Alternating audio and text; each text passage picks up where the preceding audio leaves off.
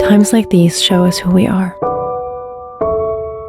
So, this is us.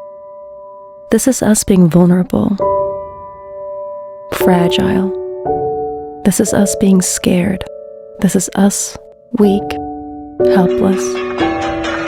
This is us.